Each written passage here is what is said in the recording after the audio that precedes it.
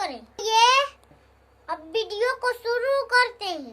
दोस्तों, मैं कई दिनों से यह देख रही हूँ कि हमारे भोजपुरी इंडस्ट्री में एक बहुत ही बड़ा विवाद चल रहा है। जानते हैं वह विवाद क्यों चल रहा है?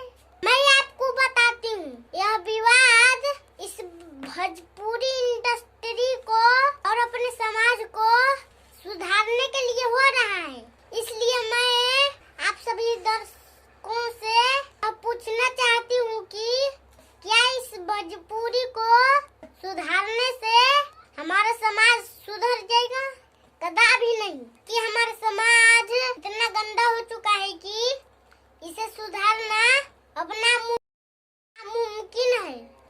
कोई समाज सुधारक कितना भी चाहे, कितना भी प्रयास कर ले, हमारा समाज अब सुधरने वाला नहीं है। क्योंकि हमारा समाज आज फैशन के चलते दिनों दिन बर्बाद हो जा रहा है। इस चीज पर किसी का ध्यान नहीं है।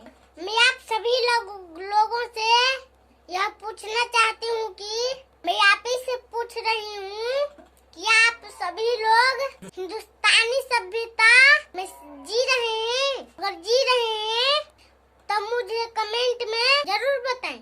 मैं